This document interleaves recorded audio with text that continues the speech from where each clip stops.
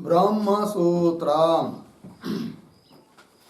ब्रह्मसूत्र ग्रंथ में page number 567 और 567 पेज के ऊपर से 2 नंबर की पंक्ति है। परमाणु जगत अकारणत्वाधिकरणम। तो बात यह चल रही है द्वितीय अध्याय द्वितीय पाद और द्वितीय अध्याय के द्वितीय पाद का यह 3 नंबर का अधिकरण आज आरंभ हो रहा है। इस अधिकरण का नाम है परमाणु जगत अकारणत्वाधिकरणम। अर्थात जो लोग वैशेषिकादिक लोग जगत के प्रति कारण परमाणु को मानते हैं, क्या उनका कहना है वो भी सुन लेंगे। फिर सिद्धांती उनका निराकरण करेंगे कि जगत के प्रति परमाणु कारण नहीं हो सकता। इस बात का ही निर्णय करने के लिए इस अधिकरण की प्रवृत्ति हुई है। ठीक, तो अधिकरण के जो 6 अंग होते हैं उनको भी हम लोग पहले लिख लेते हैं। तो 3 नंबर है, अधिकरण का नाम है परमाणु जगत अकरणत्वाधिकरणम। सूत्र संख्या इसमें 12 से लेकर 17 तक है। फिर नीचे के पंक्ति में कौंस में लिखिए परमाणु कारणवाद, परमाणु कारणवाद निराकरणाधिकरणम, निराकरणाधिकरणम। पूर्ण विराम कौंस बंद। और नीचे नंबर 1 संगति बराबर प्रासंगिकेन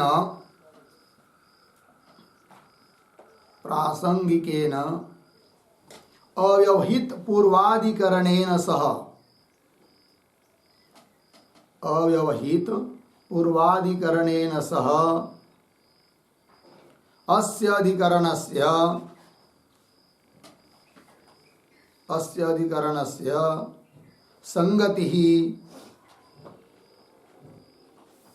संगतिः अपेक्षिता नास्ति, अपेक्षिता नास्ति। पूर्ण विराम। व्यवहित पूर्वाधिकरणेन सह, व्यवहित पूर्वाधिकरणेन सह अस्य अधिकरणस्य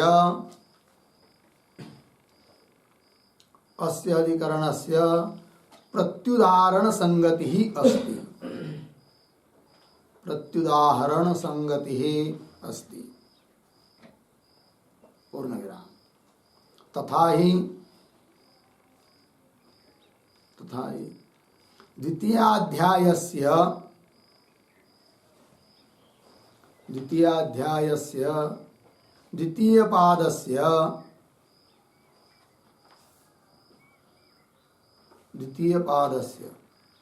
प्रथमाधिकरणे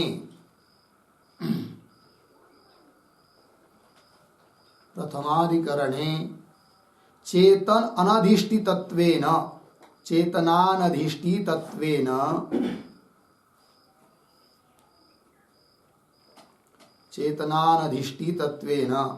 प्रधानस्य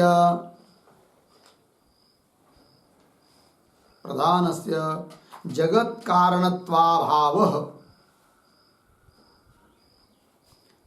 कारणत्वाभावः प्रतिपादितः अस्ति, प्रतिपादितः अस्ति। पूर्ण विराम।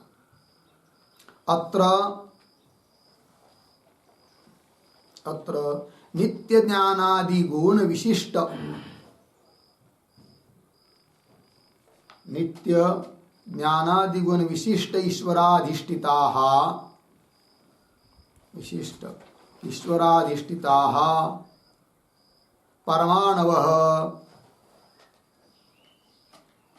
परमाणवः जगतः कारणम अस्तु। जगतः कारणम अस्तु इति पूर्वपक्षेन उच्यते। पूर्वपक्षेन उच्यते पूर्णविराम। अतः तेन अधिकरणेन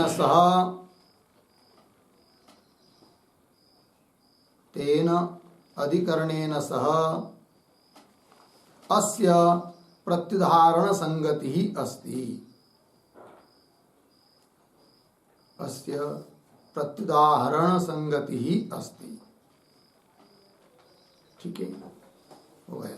अर्थ देखिए भाई, तो परमाणु कारणवाद निराकरण करने वाला यह अधिकरण है।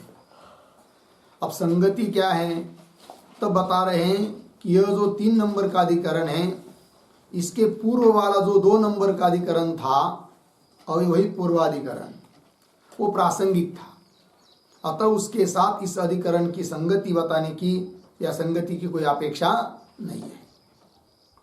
फिर उसके भी पूर्व वाला अर्थात इस पाद का पहला अधिकरण, सांख्याधिकरण जिसको कह सकते हैं, रचनानुपत्ति अधिकरणम, उस व्यवहित पूर्वाधिकरण के साथ इस अधिकरण की प्रत्युदाहरण संगति है।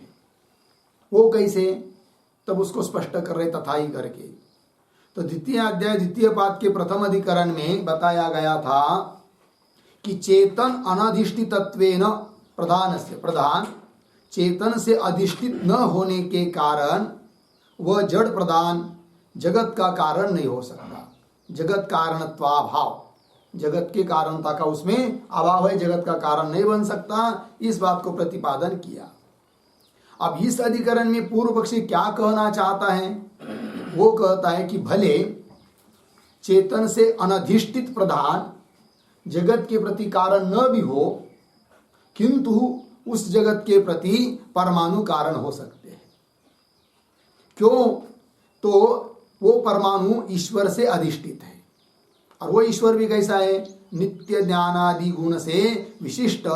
ऐसा जो ईश्वर, उस ईश्वर से अधिष्ठित ऐसे जो परमाणु, वे परमाणु जगत का कारण हो सकते हैं। अतः सांख्या अधिकरण में जो बताया उससे विपरीत बात चल रही है। वहां पर प्रधान को बताया वो ईश्वर से अनधिष्ठित, अब यहाँ पर परमाणु कारण बताया जा रहा है वो ईश्वर से अधिष्ठित ऐसे परमाणु को कारण बताया जा रहा है पूर्व पक्षी के द्वारा। अतः उस अधिकरण के साथ इस अधिकरण की प्रत्युदाहरण संगति है, इस बात को बता दिया। ठीक, फिर आगे चलते हैं। नंबर 2 विषय बराबर द्व्यनुकादिक्रमेण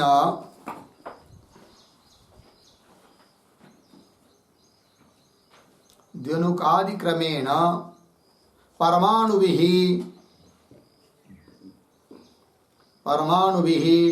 जगत्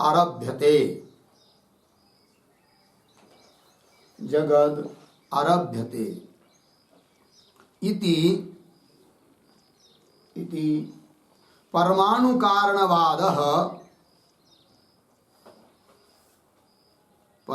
कारणवादः वैशेषिक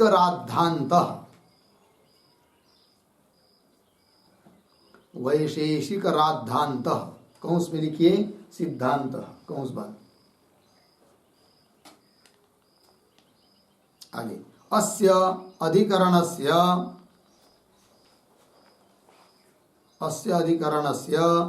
विचार विषयः अस्ति।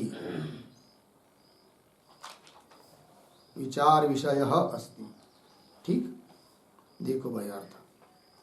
तो द्व्यनुकादि क्रम से परमाणु से द्व्यनुक बनता है, द्व्यनुक से त्रसरेणुक, फिर चतुर्नुक, इस प्रकार परमाणुओं के द्वारा द्व्यनुकादि क्रम से जगत आरंभ होता है।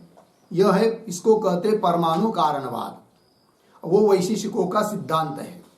वैशेषिक लोग और नैयायिक भी जगत के प्रति कारण को परमाणु को मानते हैं, तो वह उनका सिद्धांत ही इस अधिकरण का विचार विषय है।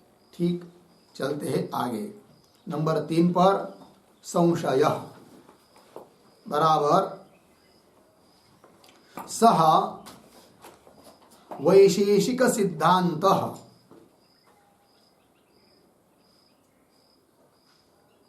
सह वैशेषिक सिद्धांत प्रमाणमूलः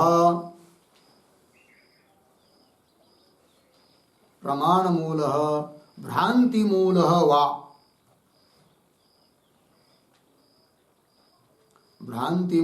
वा इति भवति संशयः।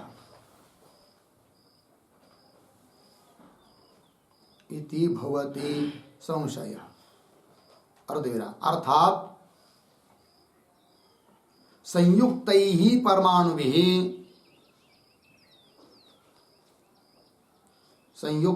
परमाणुभिः जगत् जायते न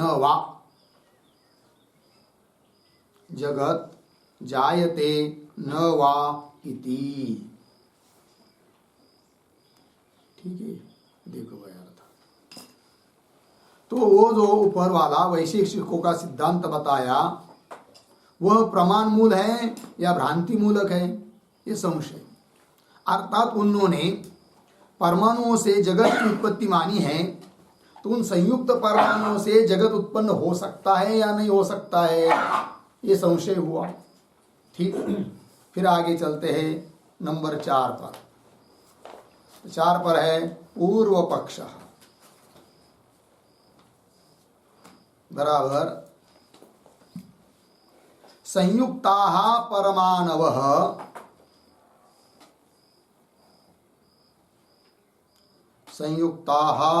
परमाणवः जगज्जनयन्ति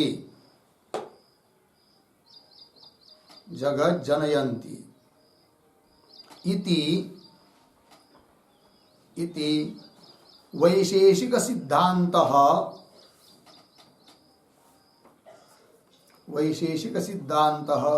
प्रमाणमूलः अस्ति।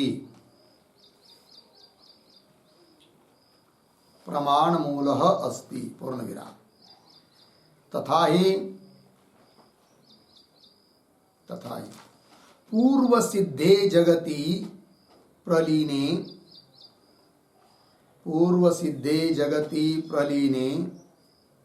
सति यदा महेश्वरस्य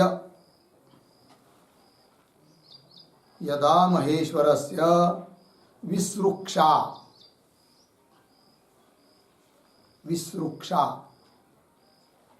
कौंस में लिखिए सृष्टि करने की इच्छा, कौंस बात आगे भवती पूर्णविराम। तदा प्राणिकर्मवशात्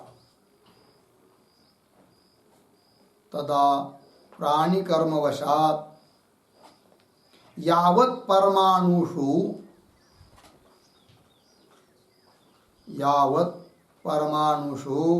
आद्यं कर्म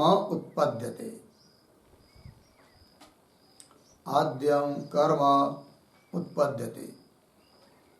पूर्णविराम। तस्मात् कर्मणः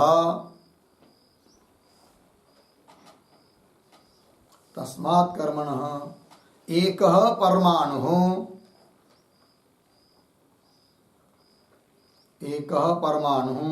परमाण्वन्तरेण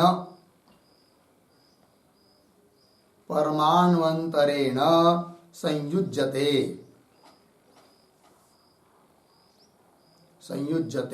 पूर्णविराम। तस्माच्च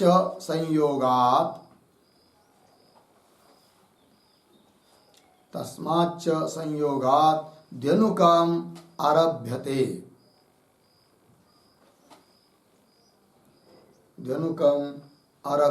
पूर्णविराम।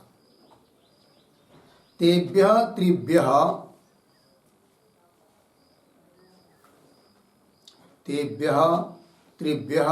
द्यनुकेभ्यः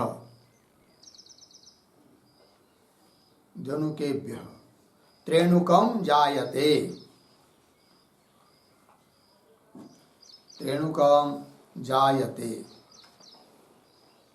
अर्धविराम। इत्यादि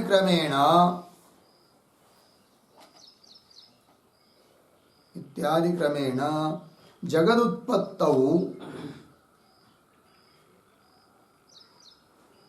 जगदुत्पत्तौ बाधकाभावात्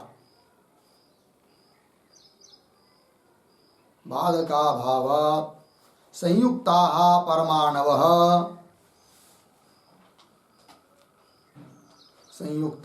परमाणवः जगज्जनयन्ति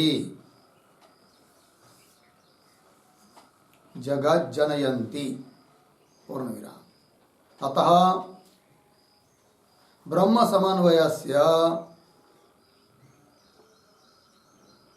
समन्वयस्य बाधः भवति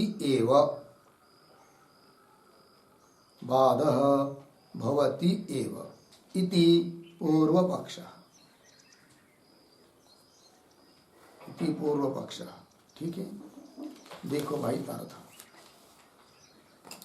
तो पूर्व पक्षी कह रहा है कि संयुक्ता परमाणु, एक परमाणु दूसरे से मिल जाता है तो संयोग होता है उनका। ऐसे दो परमाणु मिल गए तो उससे द्विणुक बनता है, फिर तीन द्विणुक मिल गए तो त्रिणुक बनता है, इस क्रम से। तो संयुक्त परमाणव जगत जनयंती, जगत को उत्पन्न करते हैं। इति वैशेषिक, यह जो वैशेषिकों का सिद्धांत है वह प्रमाण मूल है। कैसे? तो बता रहे तथा ही करके। तो पूर्व सिद्धे जगति प्रलीने सती, यह जो जगत सृष्टि है कि नहीं, उसके पूर्व में जगत उत्पन्न होने के पहले प्रलय था, उसके पहले पुनः सृष्टि थी। तो जब पहले सृष्टि का प्रलय हुआ और प्रलय के बाद जब पुनः सृष्टि उत्पन्न करनी रहती है तब क्या प्रक्रिया होती है वो बताते हैं।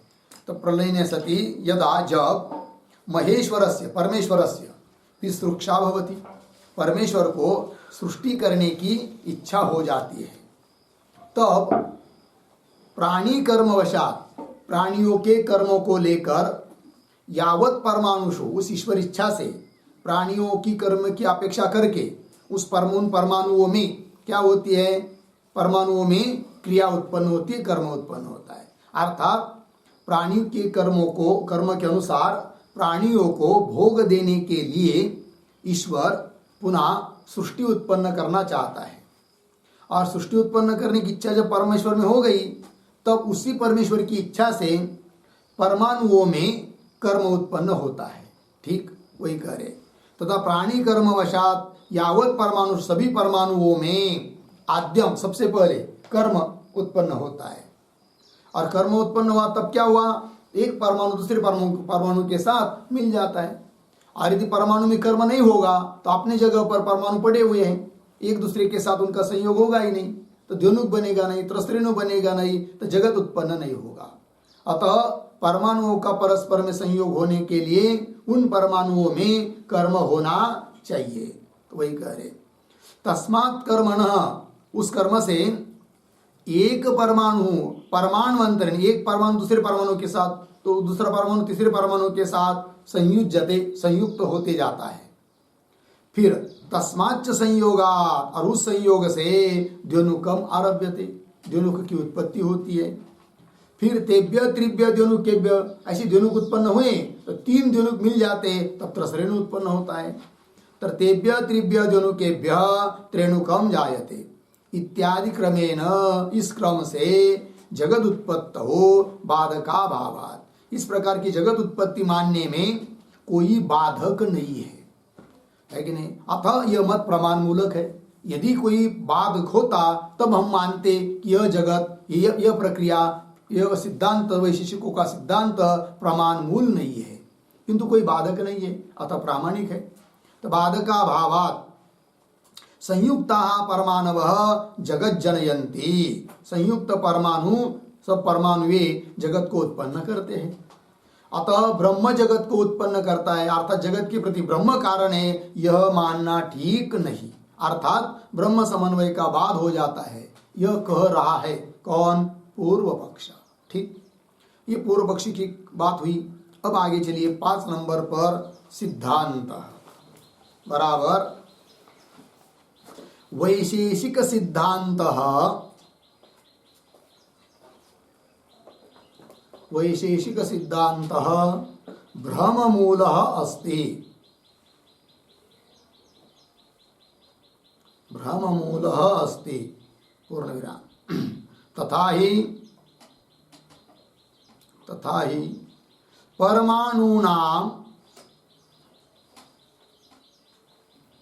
परमाणूनां संयोग कारणम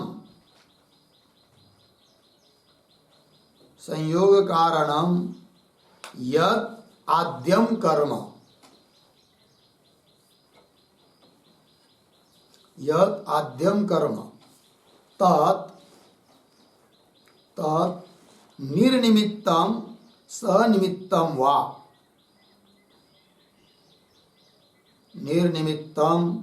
सनिमित्तं वा पूर्ण विराम। निर्निमित्तत्वे नियामकाभावात्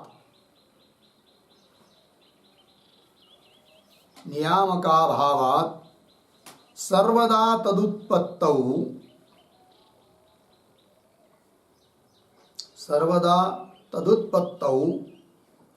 प्रलये अपि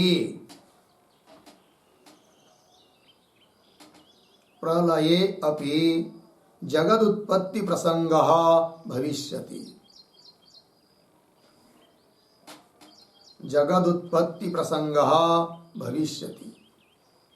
पूर्ण विराम। आगे सनिमित्तत्वे अपि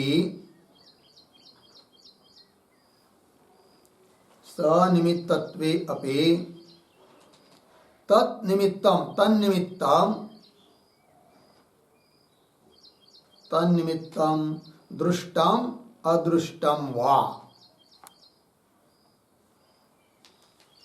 दृष्टम अदृष्टम वा पूर्ण विराम। न तावत्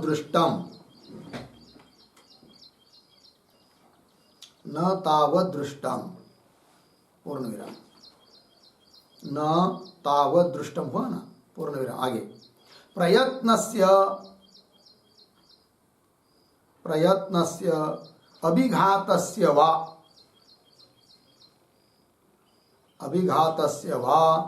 शरीरोत्पत्तेः प्राग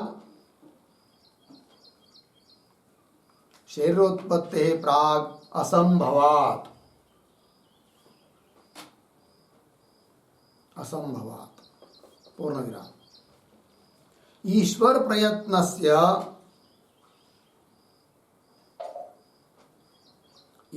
प्रयत्नस्य नित्यस्य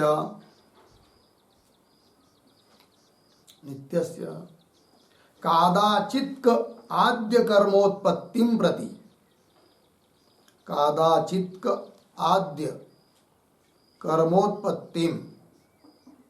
आद्य कर्मोत्पत्तिं प्रति अनियामकत्वात्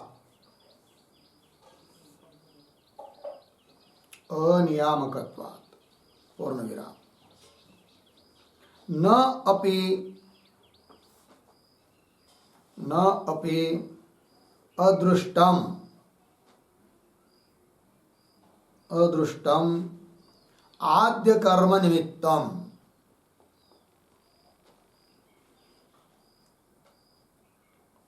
आद्य कर्म निमित्तम पूर्ण विराम। आत्मसमवेतस्य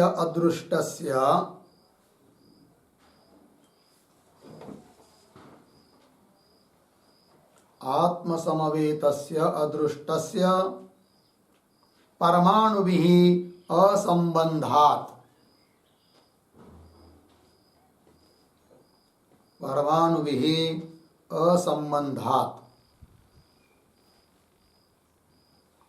पूर्ण विराम। अतः एवमादि विकल्प प्रसरे सति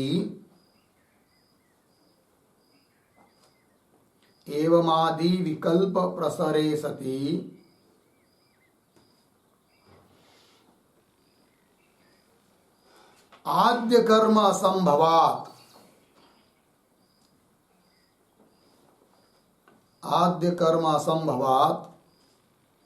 न परमाणु संयोगः जायते। न परमाणु संयोगः जायते पूर्णविराम ततः उद्धरण चिन्ह में संयुक्तेभ्य परमाणुभ्य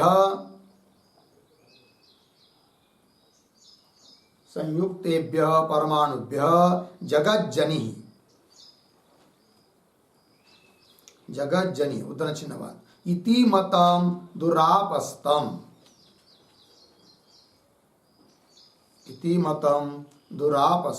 पूर्णविराम अतः न ब्रह्म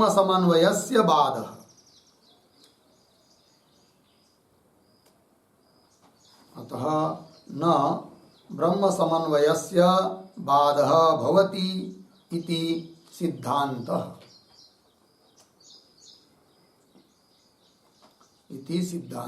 ठीक। चलिए भाई पार्थ देखिए, तो सिद्धांती कह रहे हैं वैशेषिक सिद्धांत जो है वह ब्रह्म मूलः अस्ति, ब्रह्म मूलक है, प्रामाणिक नहीं है। कैसे?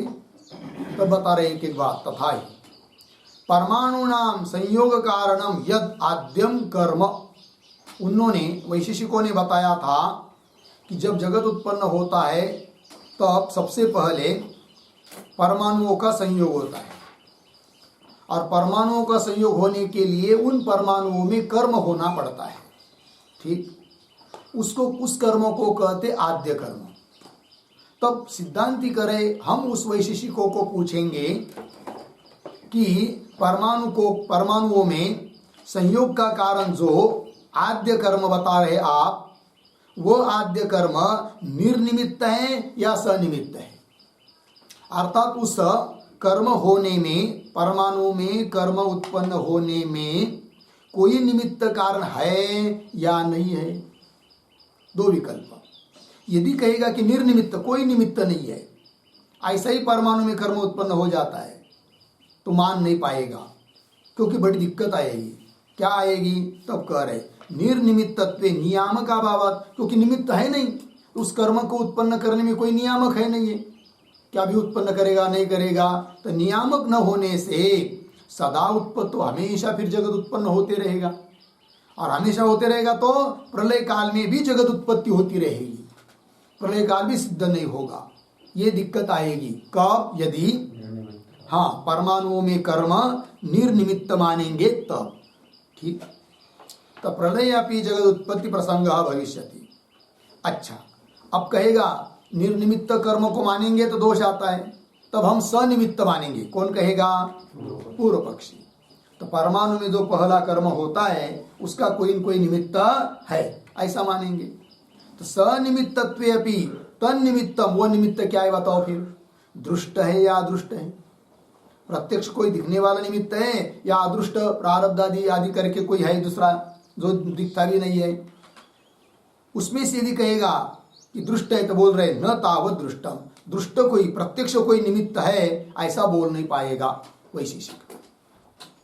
परमाणु में आद्य कर्म उत्पन्न होने में कोई दृष्ट निमित्त को मान नहीं सकता, क्योंकि दृष्ट निमित्त होकर क्या हो सकता है? एक तो होगा प्रयत्न, नहीं तो दूसरा होगा अभिघात।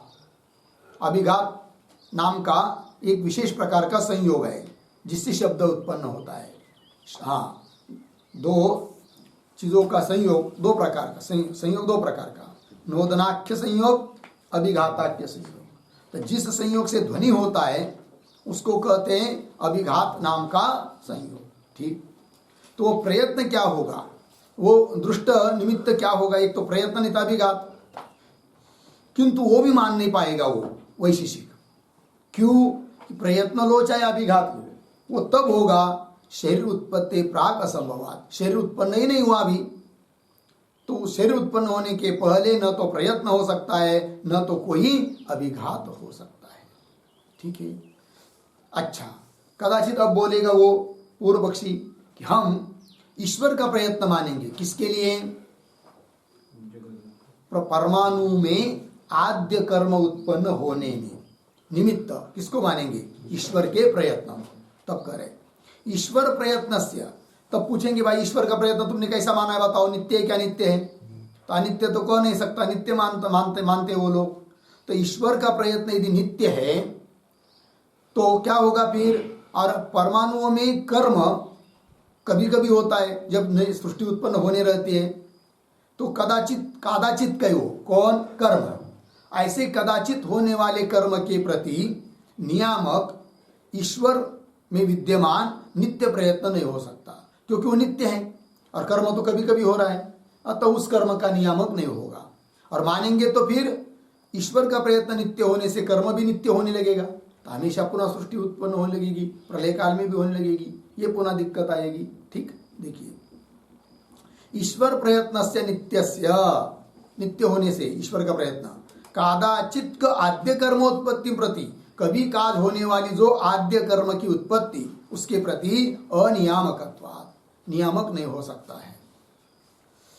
न अब बोलेगा वो कदाचित पूर्व पक्षी कि परमाणु में जो आद्य कर्म उत्पन्न होता है उसके लिए निमित्त हम दृष्ट नहीं मानेंगे, अदृष्ट को मानेंगे।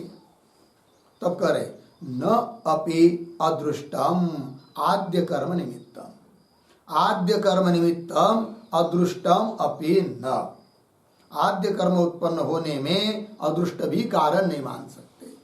क्यों? क्यों नहीं मान सकते दे रहे? तो अदृष्ट कहाँ रहेगा? आत्मा में समवाय संबंध से रहेगा। अदृष्ट धर्माधर्म गुण है, आत्मा में समवाय संबंध से रहता है उनके यहाँ, और परमाणु के साथ उसका कोई संबंध नहीं है। तो उस अदृष्ट के निमित्त से परमाणु में कर्म उत्पन्न होता है, यह भी उनका कहना ठीक नहीं। पंक्ति देखिए, आत्मसंवेतस्य अदृष्टस्य परमाणु भी असंबंधात, आत्मसमवेत जो अदृष्ट है उसका परमाणु के साथ कोई संबंध नहीं है। अतः परमाणु में उत्पन्न होने वाला आद्य कर्म उसका निमित्त अदृष्ट है, यह भी कह नहीं सकता कौन? पूर्व पक्षी। अतः एवमादि विकल्प प्रसरे, इत्यादि विकल्प की प्राप्ति होने पर, विकल्प प्रसारित करने पर सिद्ध क्या हो जाता है? आद्य कर्म असंभवात, परमाणु में होने वाला आद्य कर्म ही संभव नहीं है, असंभवात।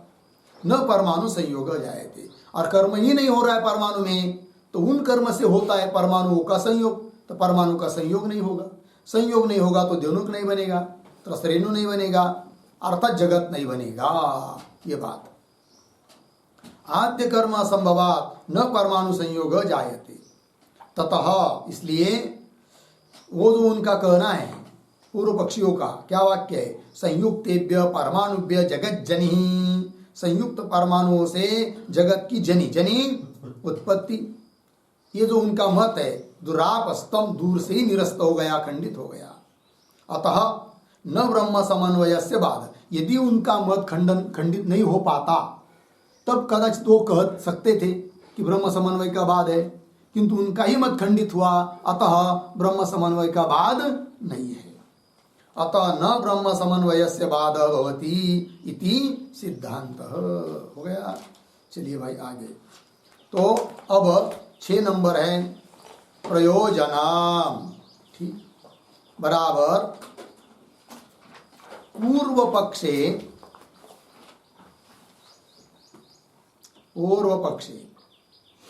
वैशेषिक राद्धांत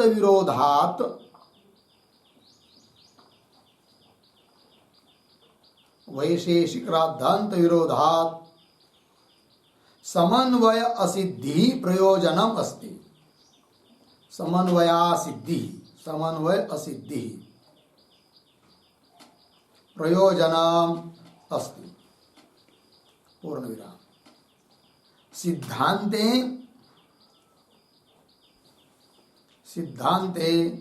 तद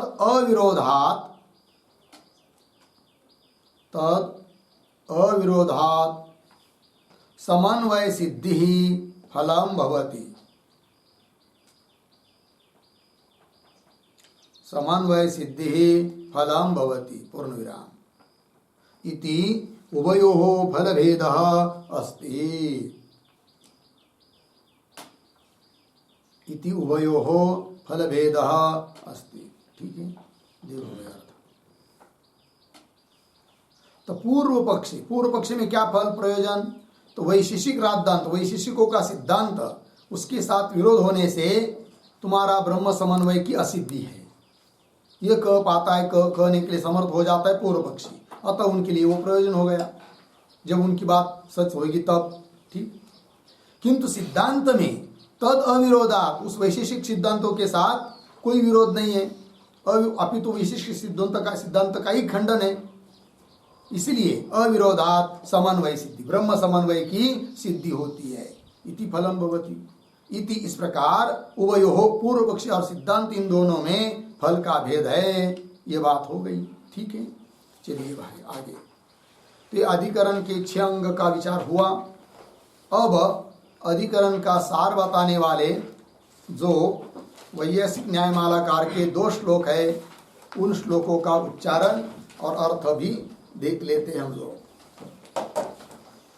चलिए।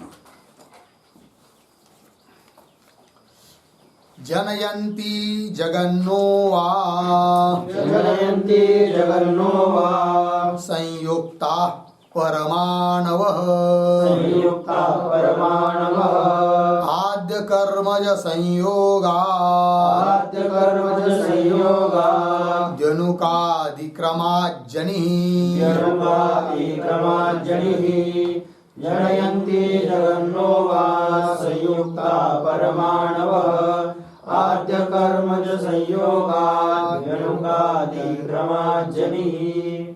जनयन्ति जगत नो वा, संयुक्ताः परमाणवः, आद्य कर्मज संयोगात् द्यनुकादिक्रमात् जनिः। ठीक। अन्वय। संयुक्ताः परमाणवः, पीछे जगत जनयन्ति नो वा, जनयन्ति नो वा, आगे आद्य कर्मज संयोगात्, आगे सरल है, आद्य कर्मज संयोगात् द्यनुकादिक्रमात् जनिः। ठीक। देखिए भाई, तो पूर्व पक्षी का श्लोक है, पहला श्लोक।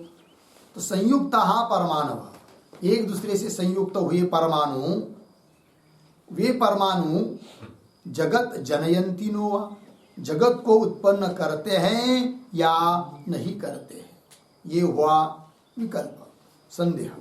ठीक।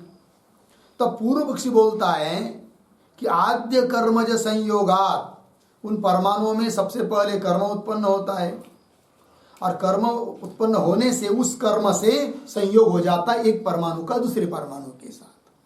तो वही करे, आद्य कर्मज, सबसे पहले उत्पन्न होने वाला जो उसमें परमाणुओं में कर्म, उससे उत्पन्न ज, आद्य कर्मज, उस कर्म से संयोग होता है, और उस संयोग होने से द्यनुकादि उत्पत्ति होती है, और उस द्यनुकादि क्रमात् जनि, द्यनुकादि क्रम से जनि मतलब जगत जनि, जगत की उत्पत्ति होती है। जनि मतलब उत्पत्ति होती है, अर्थात जगत के प्रति परमाणु कारण है, यह सिद्ध हुआ पूर्व पक्षी के अनुसार। ठीक। अब आगे चलिए, सिद्धांतियों का श्लोक, दूसरा श्लोक। सनिमित्ता निर्निमित्तादि, सनिमित्ता निर्निमित्तादि, निर्निमित्तादि ऐसा नहीं है, सनिमित्ता निमित्तादि, सनिमित्ता निमित्तादि, कल्पेष्वाद्य कर्मणः, कल्पेष्वाद्य कर्मणः, असंभवाद संयोगे, असंभवाद संयोगे, जनयन्ति न ते जगत्, जनयन्ति न ते जगत्, सनिमित्ता निमित्तादि, कल्पेष्वाद्य कर्मणः, असंभवात् संयोगे, जनयन्ति न ते जगत्। तो देखिए पदच्छेद, सनिमित्ता निमित्तादि कल्पेषु आद्य कर्मणः असंभवात् असंयोगे जनयन्ति न ते जगत्। ठीक। तो पूर्वार्ध सरल है, सनिमित्ता निमित्तादि कल्पेषु, आगे आद्य कर्मणः असंभवात् असंयोगे, असंयोगे के बाद आगे ते जगत न जनयन्ति। ठीक है, देखिए अर्थ। तो सिद्धांती बोल रहे हैं कि सनिमित्त अनिमित्तादि, ऐसा करना, सनिमित्तानिमित्तादि, सनिमित्त अनिमित्तादि कल्पेशु।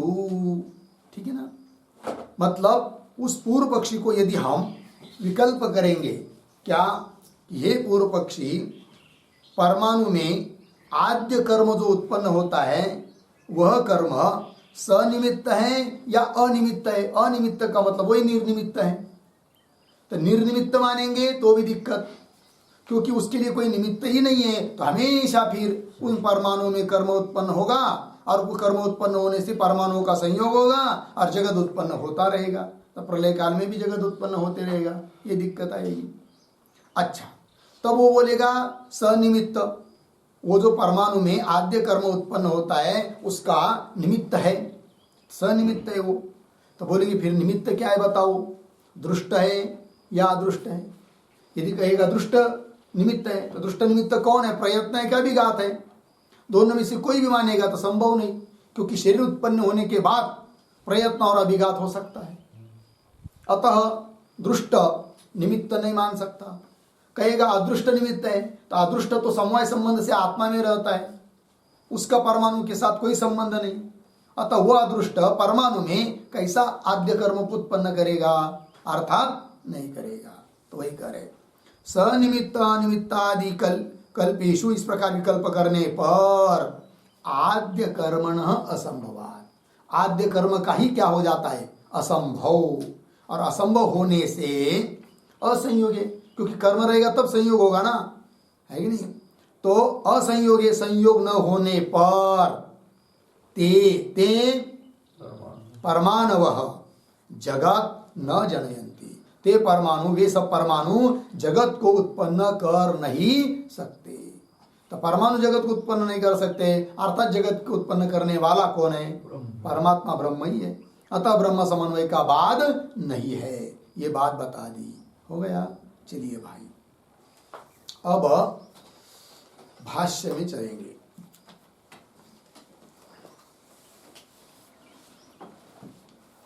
आइए, तो भाष्य, इदानीं परमाणु कारणवादम निराकरोति, मिल गया। ठीक, तो ये जो है ना इदानीं इत्यादि पंक्ति, उसके ऊपर लिखिए वैशेषिक मतम। पहले वैशेषिकों का मत क्या है वो तो जानना पड़ेगा, फिर उसका निराकरण होगा। तो वैशेषिक मतम,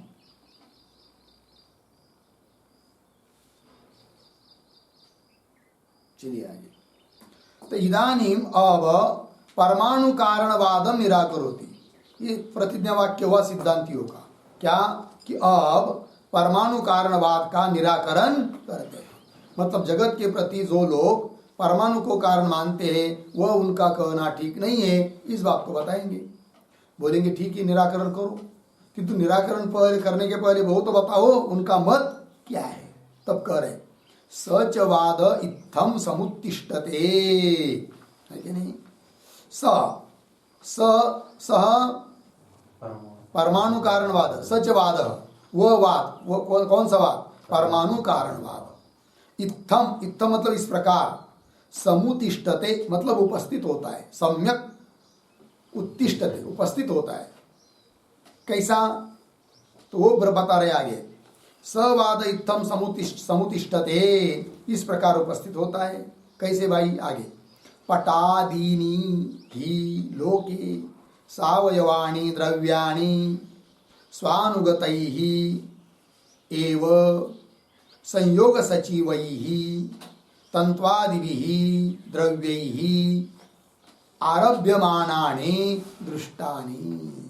ठीक है, दृष्टांत पूर्वक बात बताई जा रही है। थोड़े शुरू के 2-3 शब्दों का अन्वय, लोके उसके पीछे ही और उसके पीछे पटादीनि, फिर आगे सावयवानि द्रव्यानि, आगे सरल है अर्थ को देखिए। लोक के अर्थात लोक व्यवहार में पटादीनी सावयवानी द्रव्यानी, पट वगैरह ये सब क्या है? सावयव द्रव्य है।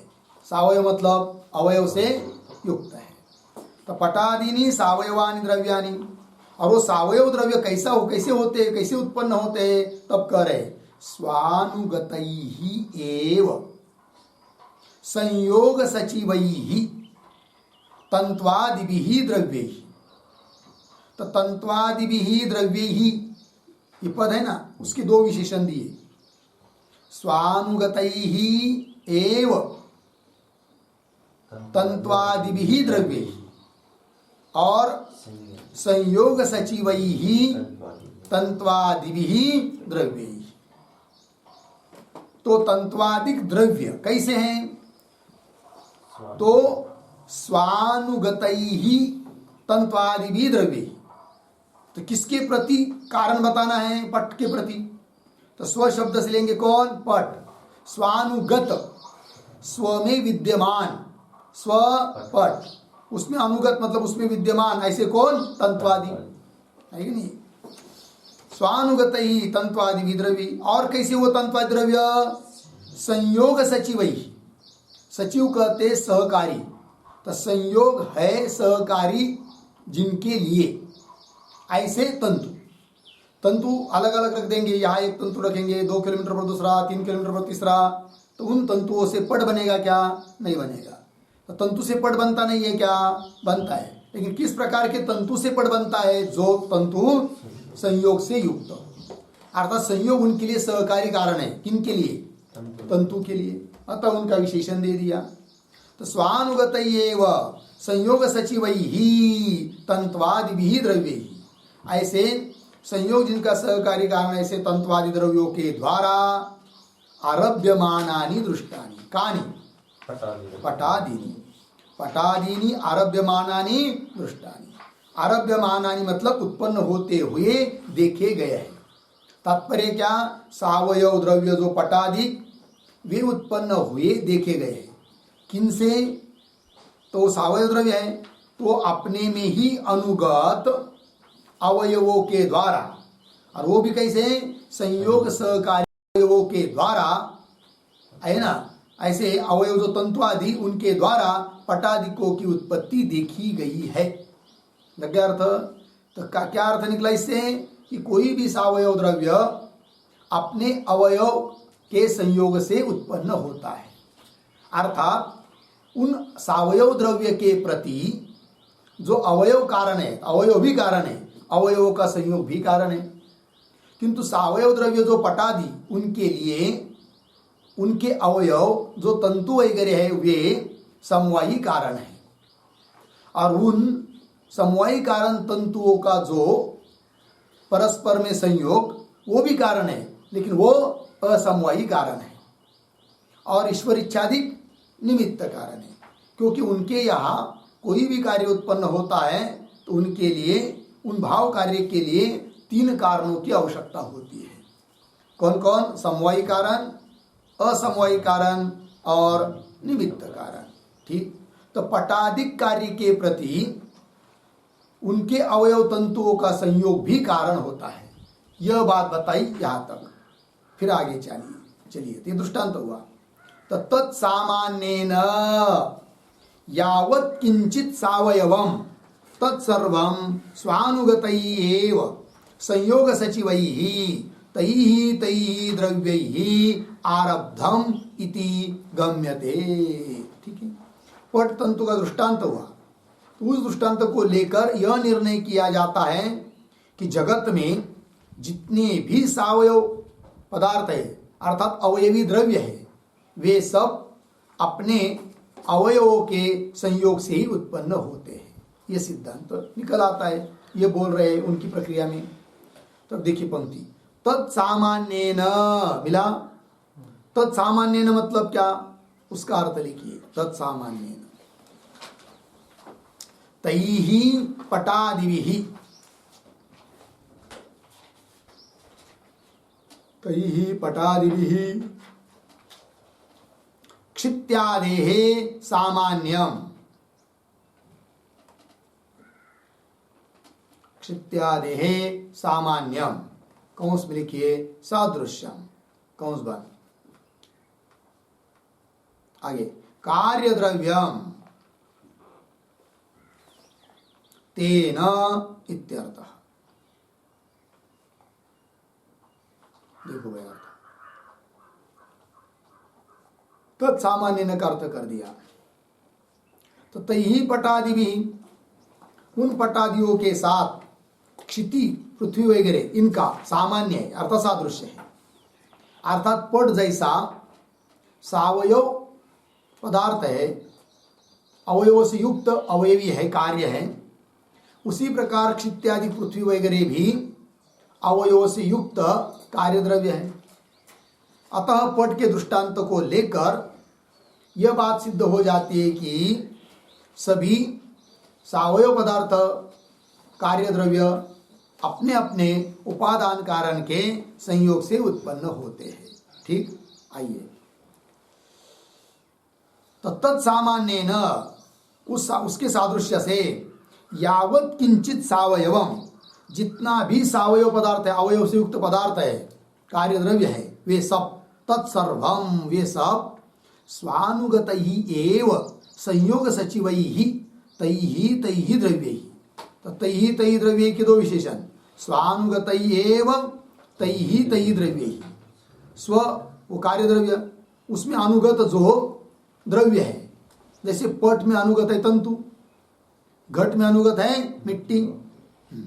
तो स्वानुगत एव तैहि द्रव्यैहि। पुनः कैसे वो संयोग सचिवैहि, सचिव सहकारी कारण, संयोग है सहकारी कारण जिनका, ऐसे उन अवयव द्रव्यों के द्वारा अवयवी द्रव्य उत्पन्न होता है। ठीक, तो संयोग सचिवैहि तैहि द्रव्यैहि आरब्धम, आरब्धम उत्पन्नम इति गम्यते, यह जाना जाता है। ठीक है, तो ये हो गया भाई।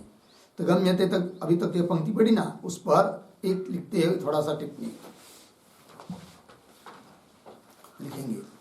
विमतम सावयवम,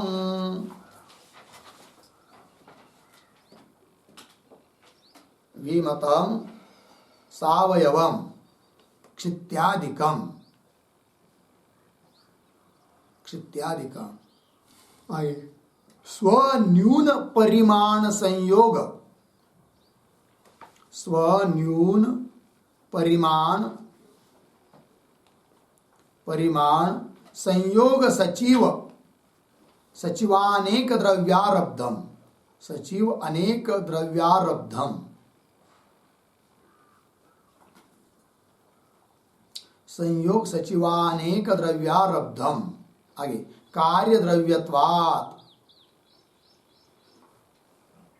कार्य द्रव्यत्वात् पटादिवत, पटादिवत इति प्रयोगः, इति प्रयोगः बराबर अनुमानम, अनुमान पूर्ण विराम। स्व इष्ट परमाणु सिद्ध्यर्थानि,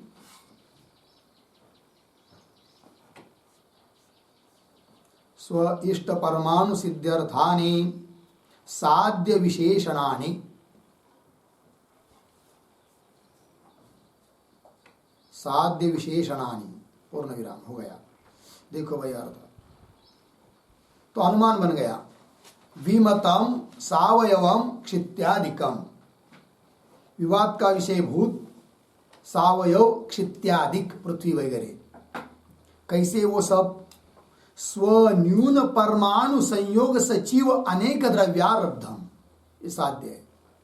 स्व क्षित्यादि कार्य कोई भी अपने से न्यून परिमाण वाले द्रव्य और उनका संयोग, तो परम परिमाण संयोग सचिव, संयोग सहकारी सहित अनेक द्रव्यारब्धम। तो अनेक द्रव्य इसके विशेषण स्वन्यून अनेक द्रव्य और स्वन्यून परिमाण अनेक द्रव्य, आप कार्य से न्यून परिमाण वाले अनेक द्रव्य से आरब्ध।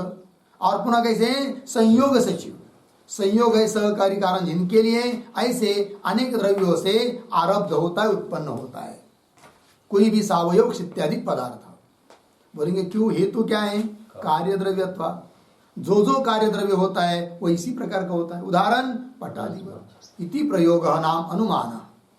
और स्व इष्ट परमाणु सिद्ध्यर्थानी, अपने लिए इष्ट जो परमाणु की सिद्धि है, उस परमाणु की सिद्धि करने के लिए यहाँ पर साध्य के कुछ विशेषण दिए हैं।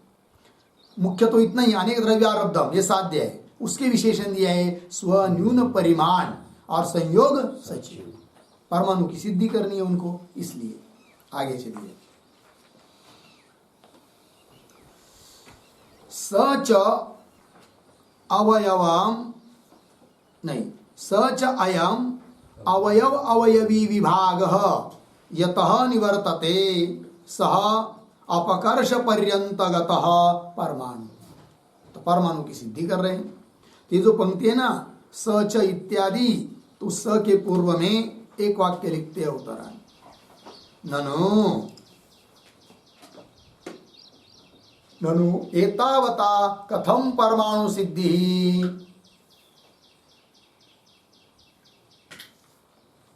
एतावता कथम परमाणु सिद्धि तत्र आह सच इति। तत्र आह सच इति। ठीक, देखो यार, ननु एतावता कथम परमाणु सिद्धि। अभी तो ऊपर जो अनुमान वगैरह बताया, और कोई भी कार्य द्रव्य अपने अवयव और अवयव के संयोग से उत्पन्न होता है, इससे कैसे परमाणु की सिद्धि हो जाएगी, ऐसा कोई यदि प्रश्न करता है तब तो उसको उत्तर दे रहे सच अयाम अवयव अवयवी विभाग। तो बोलेंगे अवयव अवयवी का विभाग करते जाएंगे। कैसे, जैसे घट है तो घट भी किसी अवयव से उत्पन्न हुआ है, तो घट के अवयव हुए कौन, कपाल, उसके अवयव कपालिका, उसके अवयव फिर उसके अवयव फिर उसके अवयव, ऐसे करते करते चतुर्मुख, चतुर्मुख के अवयव त्रसरेणु, त्रसरेणु के अवयव द्वनुक, द्वनुक के अवयव परमाणु, फिर परमाणु के कोई अवयव नहीं, तो अंतिम हुआ अवयव परमाणु। इस प्रकार परमाणु की सिद्धि होती है। पंक्ति देखिए, सच अयम अवयव अवयवी भाग यतः निवर्तते, जहां से निवृत्त होता है, उसके आगे बनता नहीं है, निवर्तते सह वह अपकर्ष पर्यंतगत है ना। अपकर्ष पर्यंतगत मतलब न्यूनतम परिमाण को प्राप्त हुआ, जो सबसे अंतिम, वही है परमाणु। इस प्रकार परमाणु की सिद्धि करते हैं। ठीक, ये जो आया है यहाँ पर स अपकर्ष पर्यंतगत इत्यादि, उस पर लिखते एक वाक्य लिखेंगे, विमतम विमतम सावयवत्वम सावयवत्वम पक्षतावच्छेदकम पक्षतावच्छेदकम यतः निवर्तते यतः निवर्तते अर्धविराम स न्यून परिमाणस्य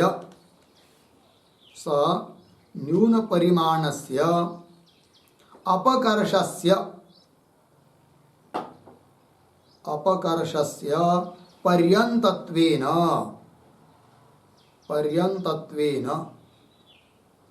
बराबर अवसान भूमित्वेन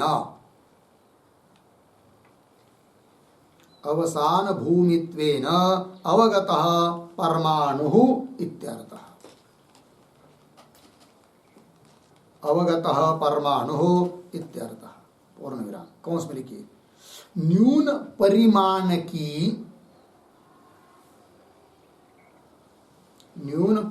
की अंतिम सीमा रूप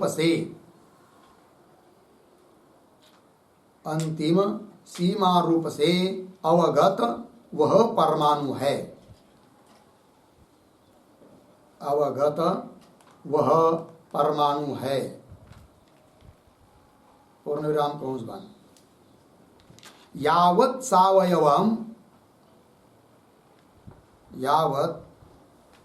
सावयवम अनुमान प्रवृत्ते है अनुमान प्रवृत्ते है। कौंस में देखिए, जहां तक सावयवत्व है, जहां तक सावयवत्व है वहां तक अनुमान प्रवृत्त होता है। वह अनुमान प्रवृत्त होता है। इसलिए कौन बन, फिर आगे, द्यनुक न्यून द्रव्यम, द्यनुक न्यून द्रव्यम निरवयवम, निरवयवम सिद्ध्यति इति अभिप्राय। अर्थ देखिए भाई, विमतम सावयवत्वम पक्षतावच्छेदकम, ऊपर की टिप्पणी में जो लिख के दिया था ना, विमतम सावयवम शित्यादिकम, सावयवत्व ये पक्षतावच्छेदक है। तो विमतम सावयवत्व जो पक्षतावच्छेदकम यत निवर्तते, जिससे निवृत्त होता है, जिसके आगे सावयवत्व की सिद्धि होती नहीं है। स न्यून परिमाण से अपकर्षस्य, इस प्रकार का न्यून परिमाण का जो अपकर्ष, तो अपकर्षस्य पर्यंतत्वेन, मतलब अवसान भूमित्वेन, अंतिम भूमिका है कि नहीं, अवगत अंतिम भूमिका के रूप में अवगत जाना गया जो वही है परमाणु। वही लिख दिया कि न्यून परिमाण की अंतिम सीमा रूप से अवगत है वह परमाणु है। ठीक, आगे, यावत सावयव अनुमान प्रवृत्ति, अनुमान की प्रवृत्ति तब तक है जब तक सावयव है। जहां तक सावयवत्व है वहां तक अनुमान प्रवृत्त होता है। इसलिए फिर आगे कि द्यनुक न्यून द्रव्य, तो अंतिम तक गए द्यनुक, फिर द्यनुक भी न्यून द्रव्य से उत्पन्न है। तो द्यनुक से न्यून द्रव्य कौन है, परमाणु। तो द्यनुक न्यून द्रव्यम निरवयम, किंतु वह जो द्यनुक का न्यून द्रव्य है वह निरवय है, वही है परमाणु। इस प्रकार परमाणु की सिद्धि हो जाती है। ठीक, आगे चलिए भाष्य में, सर्वं च इदं जगत गिरि समुद्रादिकम सावयवम, कैसा पढ़ेंगे, गिरि समुद्रादिकम सर्वं च इदं जगत सावयवम, गिरि पहाड़, समुद्रादिक संपूर्ण यह जगत सावयव है। और सावयवत्वाच्च आद्यंतवत्, सावयव होने से वो कैसा है जगत, आदि और अंत वाला है, उत्पन्न होता है और नष्ट होता है। तो अनुमान बन गया। फिर इस पर तो क्या अनुमान बनेगा, अनुमान का आकार क्या होगा, तो अनुमान का आकार भी लिख लीजिए, विमतम, विमतम जगत आद्यंतवत्, अद्यंतवत् सावयवत्वात्, सावयवत्वात् पटवत् इत्यर्थः, पटवत् इत्यर्थः। ठीक, देखो भाई, विमतम विवाद का विषयभूत यह जगत कैसा है, आद्यंतवत्, आदि और अंत वाला है। क्यों, सावयव होने से। और जो जो पदार्थ सावयव होता है वह आदि अंत वाला होता है, जैसे पट। ये बात हो गई। ठीक, चलिए आगे, सावयवत्वाच्च आद्यंतवत्, आगे इतनी बात लगी। न च अकारणेन कार्येण भवितव्यम इति अतः परमाणवः जगतः कारणम इति कनभुक् अभिप्रायः। ठीक, आगे करें, न च अकारणेन कार्येण भवितव्यम, अकारणेन कार्येण न भवितव्यम, मतलब कोई भी कार्य कारण के बिना हो नहीं सकता। जगत में जो भी कोई कार्य है उसका जरूर कोई न कोई कारण होता ही है। अकारणेन कार्येण न भवितव्य इति अतः, ऐसा होने से परमाणव जगत कारणम, परमाणु ही जगत के कारण है, इति इस प्रकार का कनभुक् अभिप्राय। कनभुक् मुनि, कन खाने वाले कणाद मुनि, उनका यह अभिप्राय है, तात्पर्य है। ठीक है, आगे चलिए। तानि इमानि चत्वारि भूतानि, भूमि उदक तेज पवनाख्यानि सावयवानि उपलभ्य चतुर्विधाः परमाणवः परिकल्प्यन्ते। ठीक है, आइए ये जो पंक्ति है ना, तानी मानी, उसके पूर्व में लिखते एक वाक्य, ते परमाणवः, ते परमाणवः कतिविधाः, कतिविधाः इति आकांक्षायाम् आह, इति आकांक्षायाम आह तानी इति। ठीक है, और परमाणु की तो सिद्धि कर दी। अब वे परमाणु कितने प्रकार के हैं, ऐसी यदि किसी को आकांक्षा होती है, जानने की इच्छा होती है, तो बता रहे तानी इत्यादि पंक्ति से। तो देखो भाई, तानी मानी चत्वारि भूतानि, तो 4 भूत है, अतः परमाणु भी 4 प्रकार के। तो तानी मानी चत्वारि भूतानि, 4 भूत है। 4 भूत कौन कौन? भूमि, उदक, तेज और पवन, पवनाख्यानी। और वे सब कैसे? सावयवानी, उपलभ्य, जानकर, देखकर। चतुर्विधाः परमाणवः परिकल्प्यन्ते, तो 4 प्रकार के सावयव भूत हैं, अतः 4 प्रकार के परमाणु हैं, ऐसे वो लोग परिकल्पना करते हैं। ठीक, आगे, तेषां च अपकर्ष पर्यन्तगतत्वेन परतः विभाग असंभवात् विनश्यतां पृथ्व्यादीनां परमाणु पर्यंत विभाग भवति सह प्रलय कालः। ठीक, चलिए भाई, तेषां, तो तेषां इत्यादि जो पंक्ति है उसके पूर्व में एक वाक्य अवतरण, प्रलये च, प्रलये च परमाणूनामपि नाशात्,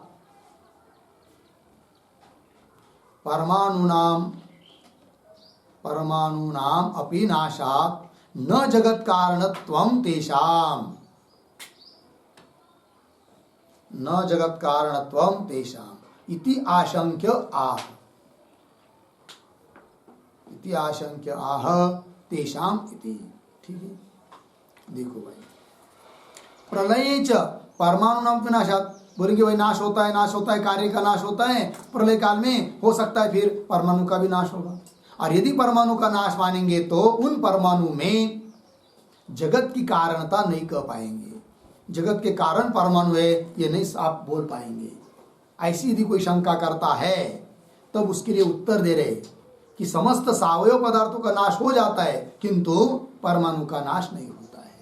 वही कह रहे तेषाम, तेषाम, तेषाम भूतानाम, 4 भूत बताए ना, तो तेषाम भूतानाम अपकर्ष पर्यंत गतत्वेन, अपकर्ष पर्यंत गतत्वेन मतलब न्यून परिमाण तक विभक्त हो जाने से।